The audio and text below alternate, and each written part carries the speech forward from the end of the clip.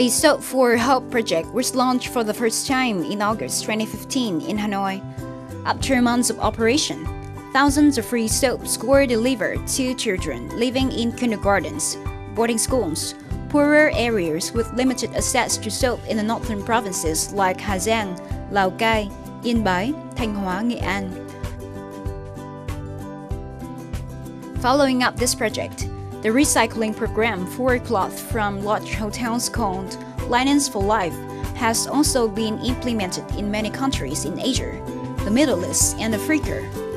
The program was jointly conducted by Hilton and the Center for Creative Initiatives in Health and Population, CCIHP.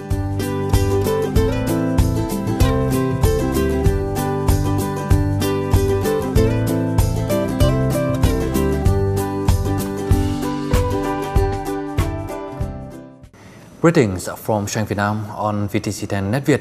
In today's program, let's talk about an innovative project that is Linens for Life, and the guest speaker in our program today is Mr. Stephen from this project. So thank you, Stephen, for joining us.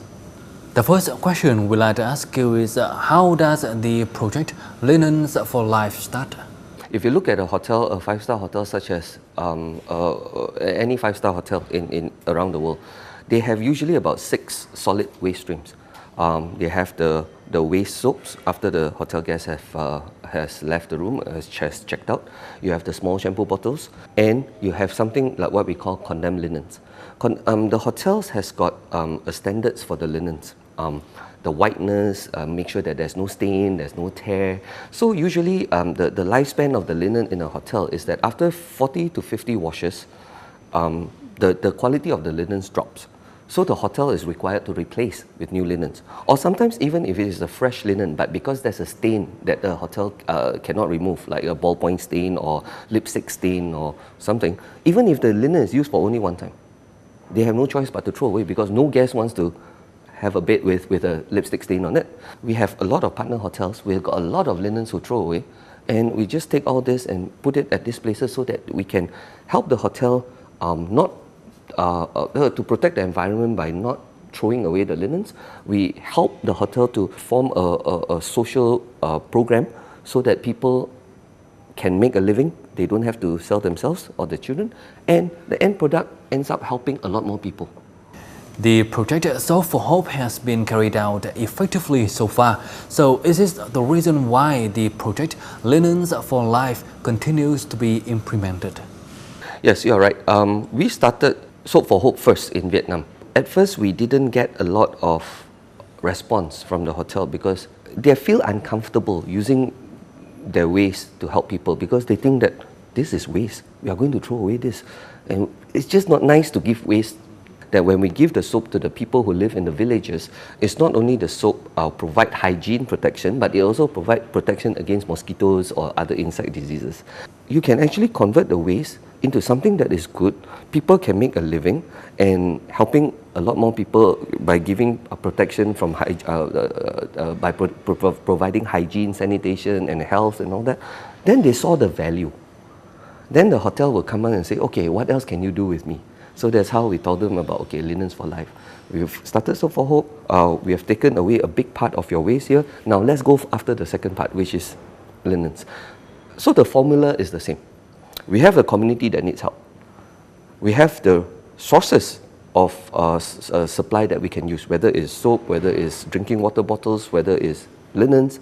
And we can find a way to create livelihood here so that people, again, I keep on saying this, so that people can find a way to make a living. They don't have to sell themselves or their children to survive. As far as we know, the project Linens for Life has been carried out in some provinces in Vietnam, including Da Nang. So can you share more with us about this project? We have launched in Da Nang and central Vietnam, so Da Nang, Hue, Hoi An. We have also launched in Ho Chi Minh. So it's a very easy program to run as long as we have the hotels willing to join us. Nothing much to change around, so it's very easy to implement. In Da Nang, when I was in Da Nang, we went to the riverside community. That's the Da Nang River, right? So there's people who live in boats and fishing community by the rivers. Went there to give them the soaps. They are very happy, they are very receptive. I can see them jumping from one boat to one another because we didn't go into the boats, we were by the side. And they were from the boats, they were jumping across to come and collect the soaps from us. They don't see this as a piece of waste. They see this as something that is valuable. If not, they wouldn't have come and take it from us. They like it a lot. I like the idea of doing this in Vietnam because the hotels are very receptive to the idea right now. I've got a good bunch of volunteers and on the ground partners to help me run this program, and the communities value these programs. So every key stakeholder is involved in this. So I think the programs in Vietnam are going on very well.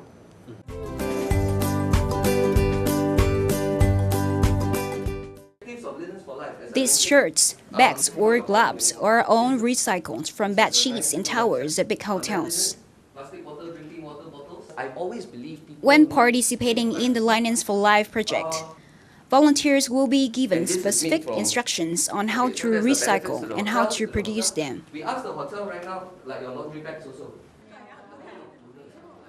Tu Hong, a young girl from the University of Public Health, has decided to contribute her time to this meaningful project. Sau khi tôi tham gia chương trình này thì tôi cảm thấy là từng cái hành động này nó rất là có ý nghĩa với cả tôi và với tất cả những cái người mà nhận được những cái sản phẩm này. Thì từ những mảnh vải tưởng như là vứt đi như này ý, thì sau khi mà mình tái chế lại như này thì nó lại thành những cái vật dụng rất là hữu ích trong cái cuộc sống của mình, trong cái cuộc sống của những người mà nhận được những cái món quà này nữa. Từ những cái miếng drap giường hoặc là miếng ga gối thì chúng tôi có thể sử dụng nó để tái chế tạo thành những chiếc túi. Sau đó thì chúng tôi vẽ lên những cái hình rất là ngộ nghĩnh và có thể bán lại để gây quỹ hoặc là tặng cho những em nhỏ hoặc là những người dân mà ở vùng cao. Not just the volunteers involved in making cloth. Hotels under the program also regularly organize recycling activities. Organizing activities with disability people centers, schools, and community activities to educate and communicate to staff, guests at the hotel, and those who are concerned about the sense of recycling and the protection of environment. At the same time, contributing to introduce good actions to the community. Các hoạt động về vấn đề xã hội này thì nó cũng đem lại cái tăng cường cái trách nhiệm xã hội của các cái khách sạn với cái cộng đồng Việt Nam. Ở Việt Nam thì khi họ tham gia, họ kinh doanh ở Việt Nam thì tất cả những cái đồ thải này lại được sử dụng lại, tái chế và sử dụng lại, nó một cái tác dụng rất là hữu ích cho cộng đồng. Thì tôi nghĩ rằng đấy là cái mà chính các cái khách sạn họ cũng mong muốn và họ càng ngày họ càng tham gia nhiều hơn trong cái hoạt động này.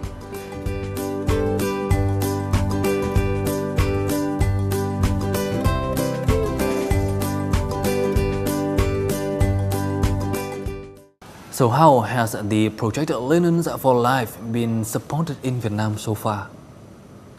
I believe strongly that people don't want charity. They don't want you to pity them and give them money.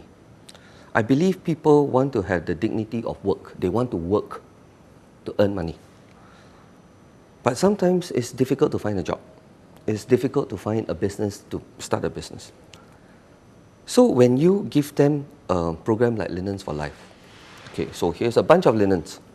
Here's 5 sewing machines. And here are 3 people who will teach you how to convert the linens into products and all that. The people who has the willingness to work, they will be happy to take part in this program because they now know that I can make money for myself, for my family. And every dong that I make right now, I can send my child to school. I can buy medicine for my children when they are sick. I can send my children to university. You know, that is important for them. But all these years they've been struggling because, you know, jobs are not easy to find. And especially in the rural areas, in the villages, you're farming, the returns are not so good. Sometimes bad weather spoils your crops and all that. So for them to have a chance to make a living of learning a new skill, I think that is very welcome by the community. In fact, I have a long waiting list of people who say, I want to join the program, I want to join the program. Of course, I can't take 500 people at one time. It has to be small groups at a time. But when they see the success of the programs, they want to join the program. So the only way I can grow the program a lot is by getting more hotels to join the program. Linens for Life supplies close to the commune's health centers. So in your opinion, how can we ensure the hygiene and also have the consensus of the local people when they use the medical services over there? Before we collect the linens from the hotels, we ask the hotels to wash the linens and iron the linens before they give it to us. Now, the hotels will have to wash the linens and make sure that the linens are clean and hygienic before they put it to use in the guest room. When a guest checks in a five-star hotel, they expect the linens to be fresh, to be clean, to be doesn't contain any bad bacteria or black fungus everywhere and all that, right? Because they don't want to get infection staying in a hotel, that's for sure. So the hotel has got standards to ensure that the linens are hygienic and safe, right? And the hotels don't also just use the linen one time after a guest check out, they throw away. They don't. They have to wash it. So it's the same washing process that we ask the hotel. Wash it before you give it to us. Don't go to a room, take the linens after a guest checkout and then just give it to us. No, you have to wash it, iron it, do it as if that you are going to reuse it in the guest room. Then only you give it to us. What recommendation would you give to the government agencies of Vietnam so that the project Linens for Life would be more favorable and also operate effectively in the future? Okay, right now what we are doing is that we go to the hotel as individuals, right? I go and talk to the hotel and say, I have this program, would you like to join us and all that. I don't go through the government, but you're right, I mean, there's an idea. We can go through the government like Ministry of Environment, because Ministry of Environment has a stake in this. So the Ministry of Environment say, hey, I think you can reduce waste and protect the environment by moving this into the Linens for Life program. Ministry of Tourism can get involved. Ministry of Tourism is interested in sustainable hotels. They want the hotel to be sustainable. They want the hotel to cut costs. They want the hotel to have circular economy, to make sure that try to reuse and upcycle and make sure that you don't generate waste. And if you have an image that Vietnam hotels are sustainable hotels, you get better tourism, the eco-tourism, the green tourism. All of this comes in. It's just not only one government agency, because the program cuts across social welfare, environment, community protection, public health. And finally, can you share more with us about the future plan of the project Linens for Life? I would see Linens for Life grow from just plain white sheets, making school uniforms, making small bags, making laundry bags, into a lot more high-end products right now. Because the creativity of the people, they know what can be sold, what can make money, and I'm just happy to sit back and let them run the program and grow the program. And my role is to get more hotels to join the program, find the funding for more sewing machines and high-end sewing machines like those that can do embroidery and do a lot of other things, and leave it to the community to find ways to make money out of the program. Once again, thank you, Stephen, for joining us, and we wish the project Linens for Life will get more success in the future. Thank you. It is obvious that the ideas and also creativity can turn waste into innovative products, as we see in the project Linens for Life. And that's all we have for this episode of Shang Vietnam today. For comment and feedback, don't hesitate to write to us at shangvietnam@netviet.tv.net. Thank you for watching and goodbye for now.